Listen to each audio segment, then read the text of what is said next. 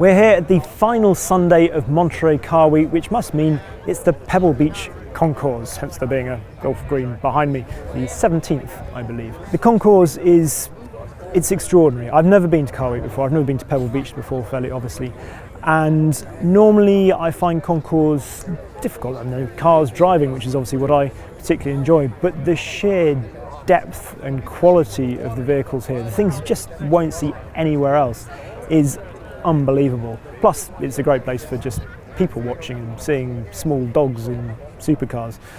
There's too much here for us to cover it all, so we've picked, well, the top 5. Perhaps not top 5, just 5 things that I think are particularly interesting, plus other little bits and bobs. So let's go and find them. We're in the Zagato section at the moment. There's a Lamborghini. Did you know there was a Lamborghini Zagato? There is. It's just over there. And a Bristol Zagato. And let's keep going.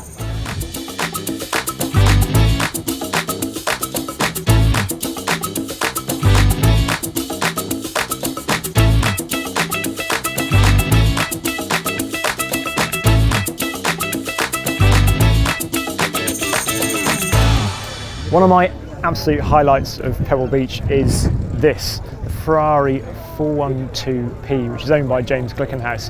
It's won the championship for Ferrari in 1967, and it's here in the famous livery of Maranello concessionaires, hence the Union Jack on the front down there. Now, the 412Ps were the customer version of the P3, which is the better known car.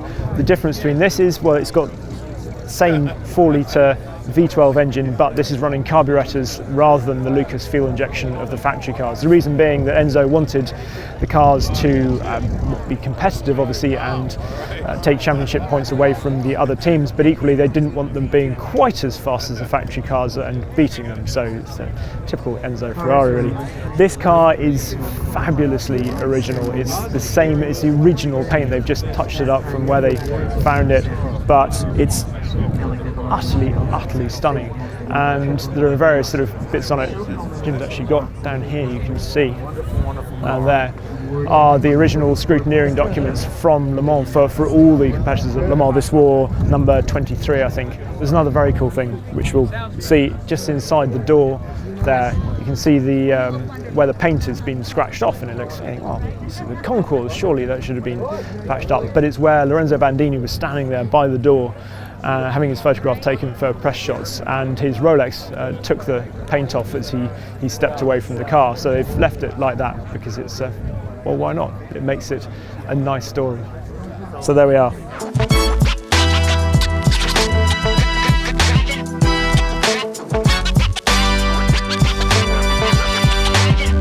There's an entire class here for Miuras, but this one is particularly special. This is the SVR, recently restored by the Polo Storico and Lamborghini out in Sant'Agata. Now, the SVR, you might know of the SVJ, which was thought to perhaps be the ultimate expression of the Miura. Had the fed-in headlights, it had the wider front and rear tracks, 12 inches wider at the rear. The R, though, it's disappeared off to Japan. It's based on the J, but just took things even further, as you can see with the extra aero that's on this, particularly the rear wing that sits behind there.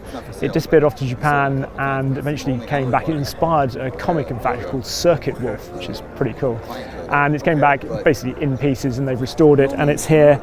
It looks absolutely glorious. The only thing that's changed are just the seats and the 4-point harnesses, because the new owner wants to take it on track and have that bit of extra security. So, yeah. It's lovely having all the others too, is to really wander around and see all the details and what's changed on it. An entire class of Miuras.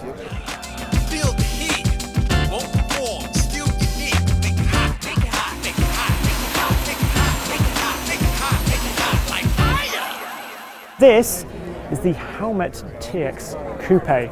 And the thing that you need to know about this car is that it has a gas turbine engine in the back, producing 350 brake horsepower, 650 pounds-foot of torque at 57,000 RPM. Now, this is actually one of the later gas turbine cars. It was sort of in the golden era of the jet age for aircraft. It was kind of a lot of experimentation within the automobile industry, as it were, and they saw the Rover BRM that competed at Le Mans and took inspiration from that, and yeah, came up with this.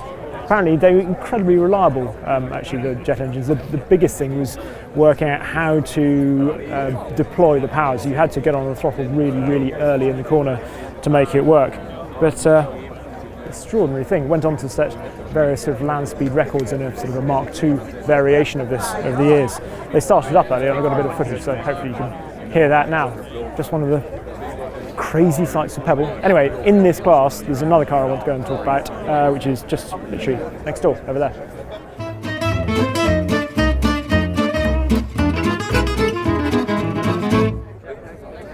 This beautiful little car is a 1960 Porsche Carrera Abarth GTL. Now, at that time, Porsche was sort of fully invested in its F1 program, but they needed to keep its GT cars, sort of sports cars, going.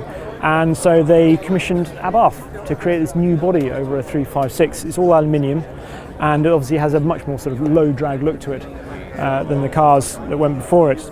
It is, I think, absolutely beautiful, this sort of bizarre mashup of the Germans and the Italians. And they only ever built 20. This one was incredibly successful. It's one of the later ones, I think, and it won the Swedish GT Championship, took 11 wins from 11 starts, and it's believed to be the most original because most of them, I think, were crashed whilst they were racing. It's got a 1600 4-cam flat 4 engine in it, bringing about 150 brake horsepower. It only weighs 1,700 pounds, which is about 70 kilos. And yeah, I think it's beautiful. This particular car was actually caught in a horrible, there was a gas explosion in the building that it was kept in. So this has undergone a significant restoration, but all the body panels are still the original ones and they didn't have to do anything. So even the louvers on the back, you can see all the louvers which were added later on the design. But they're all still original. The other thing about these cars is that they were all slightly different because although the fundamental design was sent to Porsche and they approved it, they then sort of farmed it out in the sort of cottage industry, if you like, at the time. So all the different coach builders had their own slightly different take on it. So you couldn't just buy a windscreen to go in that car, they all had to be bespoke. So there we are, German and Italian meeting in the middle. Lovely.